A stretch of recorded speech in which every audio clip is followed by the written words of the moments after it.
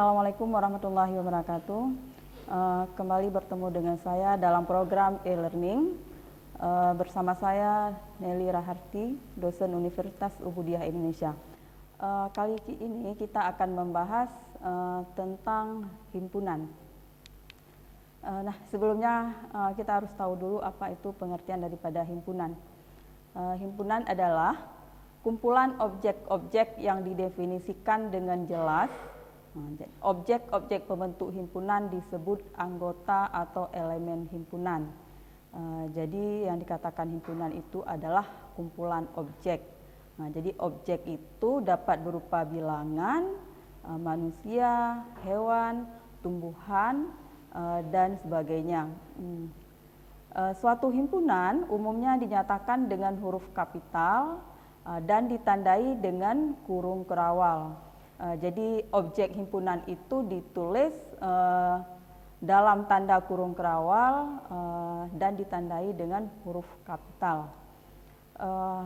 Kemudian kita lihat contoh daripada himpunan. Tadi sudah disebutkan bahwa himpunan itu adalah kumpulan objek-objek. Apakah semua objek itu disebut dengan himpunan? Belum tentu. Jadi kita lihat mana contoh himpunan dan mana contoh yang bukan himpunan.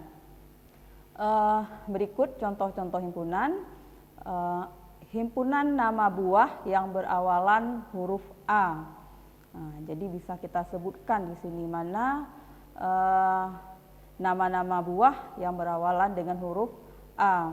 Misalnya apel, anggur, dan sebagainya. Kemudian himpunan 4 bilangan asli pertama.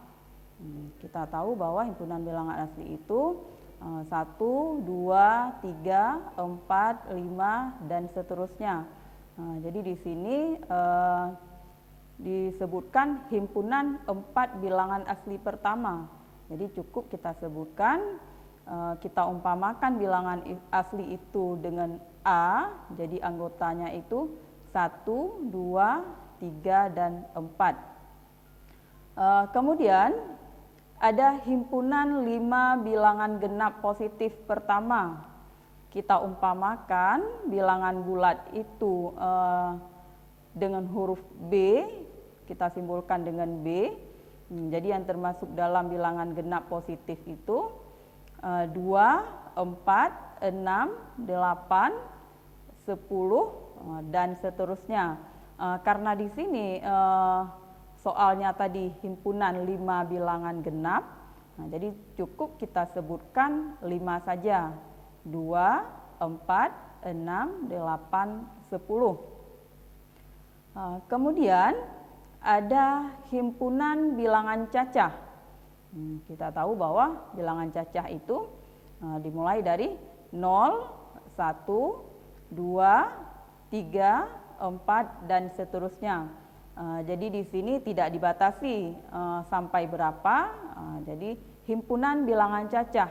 Jadi kalau kita tulis, misal kita umpamakan bilangan cacah itu disimbolkan dengan, dinotasikan dengan C. Jadi kita tulis C, anggotanya itu dalam tanda kurung kerawal 0, 1, 2, 3, 4, titik-titik. Itu menunjukkan dan seterusnya, karena tidak disebutkan berapa bilangan yang harus disebutkan tadi, jadi ditandai dengan tanda titik-titik dan seterusnya. Kemudian himpunan huruf-huruf vokal dari alfabetis, dari alfabet.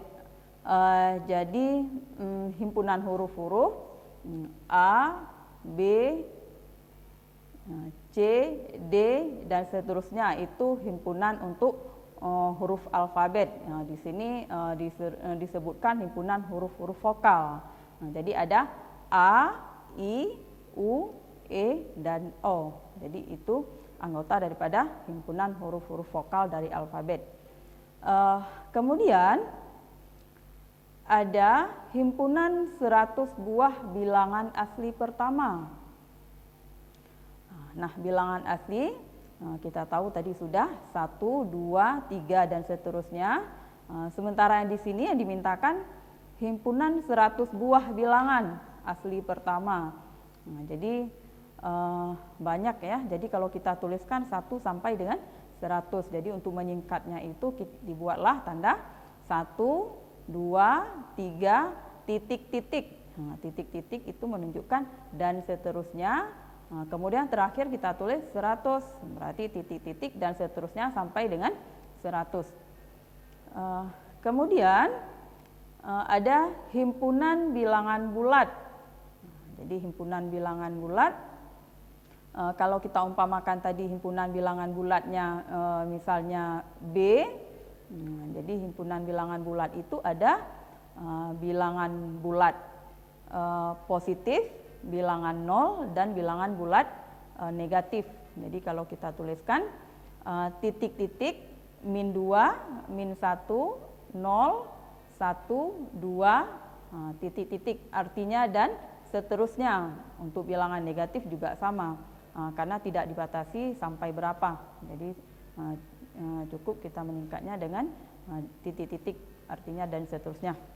Oke, itulah contoh-contoh daripada himpunan. Sekarang kita lihat mana contoh yang bukan himpunan. Karena ini objek juga, kumpulan objek atau kumpulan benda juga, tapi tidak termasuk dalam himpunan. Mana contohnya? Himpunan 5 orang terkaya. Apakah bisa kita sebutkan siapa saja orang yang terkaya? Tentu saja tidak bisa kita sebutkan mana 5 orang yang terkaya tersebut, karena itu relatif. Jadi tidak bisa kita sebutkan, objeknya itu tidak jelas. Jadi tadi pengertian daripada himpunan itu kumpulan objek-objek yang dapat didefinisikan dengan jelas.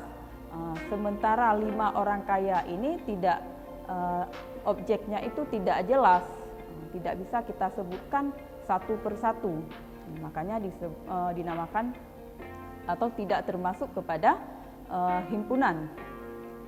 Kemudian himpunan artis terbaik di Indonesia juga sama kasusnya. Tidak bisa kita sebutkan satu-satu anggotanya mana yang termasuk himpunan artis terbaik. Jadi objeknya itu tidak jelas, tidak bisa kita sebutkan, tidak real. Jadi tidak termasuk ke dalam contoh himpunan. Kemudian berikutnya himpunan wanita cantik di kelas.